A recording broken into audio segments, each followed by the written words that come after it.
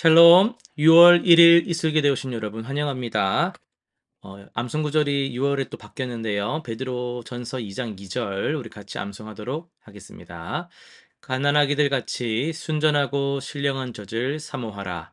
이는 그로 말미암아 너희로 구원에 이르도록 자라게 하려 함이라. 한 번 더 하겠습니다. 갓난아기들 같이 순전하고 신령한 젖을 사모하라. 이는 그로 말미암아 너희로 구원에 이르도록 자라게 하려 함이라. 베드로전서 2장 2절 말씀. 아멘. 오늘 살펴볼 말씀은 신명기 5장, 그리고 시편 88편, 이사야 33장, 그리고 요한계시록 3장입니다. 네 본문을 중보라는 관점에서 살펴보도록 하겠습니다. 신명기입니다. 모세는 하나님과 이스라엘 백성 사이에 서서 하나님의 거룩한 계명을 전달하는 중요한 역할을 감당했습니다. 백성들이 하나님의 임재 앞에서 두려워할 때 모세는 그들을 대신하여 하나님께 나아가 말씀을 받아 전했습니다. 이는 단순한 메신저 역할이 아니라 하나님의 마음을 백성에게, 백성의 마음을 하나님께 전하는 진정한 중보자의 모습입니다. 오늘날 우리도 세상과 하나님 사이에서 복음을 전하고 중보기도하는 그 사명을 감당해야 하겠죠. 시편입니다. 이 시편은 극심한 고통과 절망 속에서도 하나님께 부르짖는 신앙인의 모습을 보여줍니다. 시편 기자는 개인적 아픔뿐 아니라 공동체의 상처까지 하나님 앞에 솔직하게 토로합니다.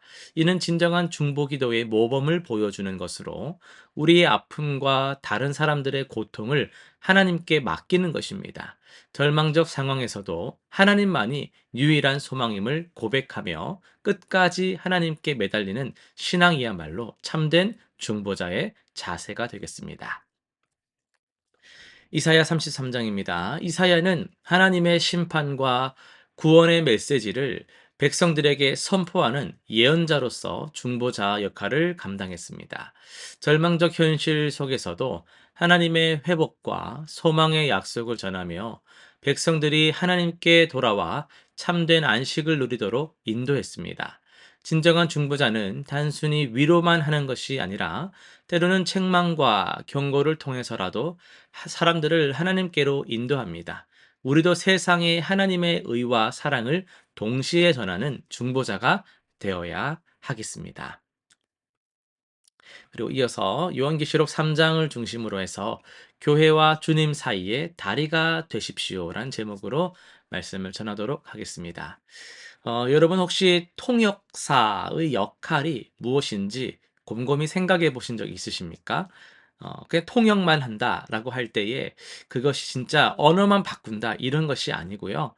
통역사의 자질 그리고 통역사의 역할이라고 함은 서로 다른 문화와 사고 방식을 가진 이 사람들 사이에서 진정한 이 소통, 이 말하는 사람이 정말 뭘 전달하고 하는지를 잘 전환해서 설명할 수 있도록 돕는 그 역할을 하는 사람이 통역사거든요.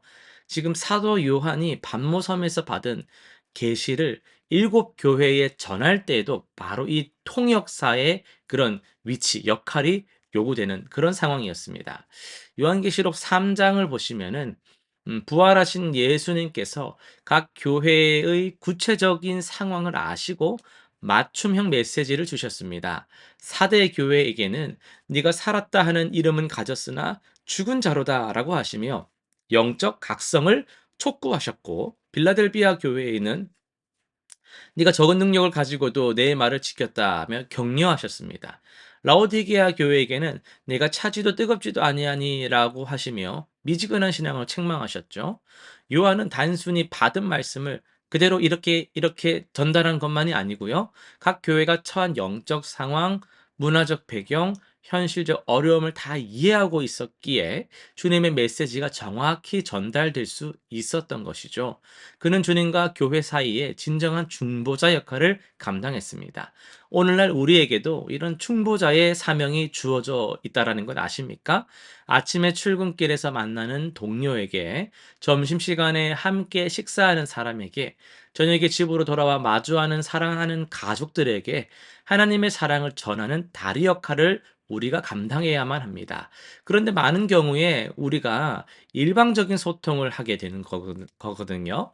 직장에서는 업무적인 이야기만 하고 세상적인 이야기만 한다든지, 가족끼리 사이에서도 해야 할 일, 필수적인 그냥 의사소통만 하고 끝내버리는, 각자의 공간으로 들어가 버리고 스마트폰 속으로 빠져들어 버리는 그런 이제 현대 모습들이 많이 있단 말이죠.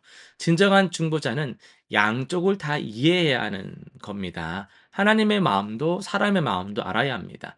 예를 들어 동료가 스트레스로 힘들어할 때 단순히 힘내라 이렇게 말하고 가는 것만이 아니라 먼저 그의 마음을 들어주고 하나님의 위로가 무엇인지를 알려주는 것이죠.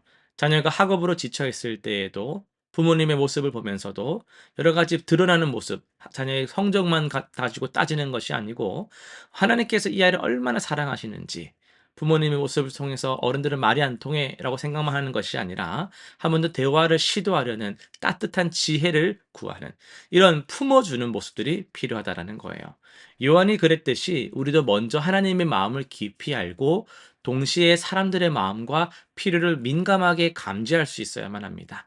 엘리베이터에서 만난 이웃의 피곤한 표정, 카페에서 혼자 앉아 있는 사람의 쓸쓸한 뒷모습, 복도에서 스쳐가는 동료의 무거운 발걸음, 이런 것들 요즘에는 되게 건들면 안 되는 그런 사회가 돼버린 것 같지만, 정말 진정성을 가지고 그런 적절한 기회에 지혜로운 방식으로 끊임없이 우리는 그 기회를 계속 놓치지 않으려는 섬세함이 주님의 관심이라고 생각을 합니다.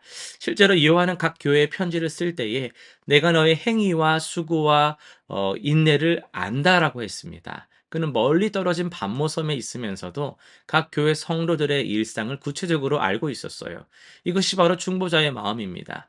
관심을 갖고 지켜보고 기도하며 섬기는 것이죠.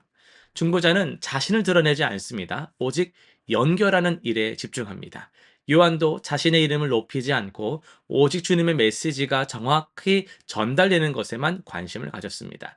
우리도 가정에서, 직장에서, 교회에서, 학교에서 자신을 내세우는 것이 아니라 하나님의 사랑이 흘러가는 통로가 되어야 합니다. 오늘 하루도 우리 곁에 있는 모든 사람들에게 하나님의 마음을 전하는 살아있는 다리가 되시기를 바랍니다. 실천사항 3가지 정리하겠습니다.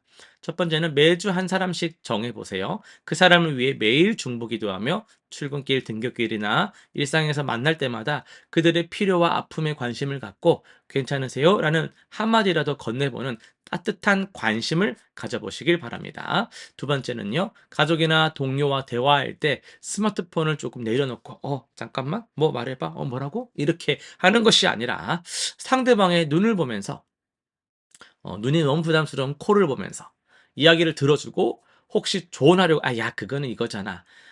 근데 그러니까 그랬지. 뭐 이런 식으로 정말 닫힌 대화를 하는 것이 아니라 먼저 공감해주고, 그랬구나. 그럴 수 있겠다. 아유, 그랬구나 하면서 하나님의 지혜를 계속 구하면서 공감하고 대화, 소통하는 그런 시간을 가져보시길 바랍니다. 세 번째는요, 매일 점심시간이나 퇴근길에 오늘 누구에게 하나님의 사랑을 보여줄 수 있을까를 생각해 보세요. 작은 친절이라도 실천하여서 복음의 통로가 되시면 좋겠습니다. 기도하고 마치겠습니다. 하나님 아버지, 오늘 우리를 이 땅의 중보자로 부르셨음에 감사드립니다. 요한처럼 주님의 마음을 사람들의 필요를 동시에 주님의 마음과 사람들의 필요를 동시에 품을 수 있는 넓은 마음을 우리에게 주옵시고, 오늘 하루 만나는 모든 사람들에게 하나님의 사랑이 흘러가는 통로가 되게 하여 주옵소서. 우리의 말과 행동을 통해 하나님의 은혜가 많은 사람들에게 전해지게 하여 주옵소서. 감사드리며 예수님의 이름으로 기도드립니다. 아멘.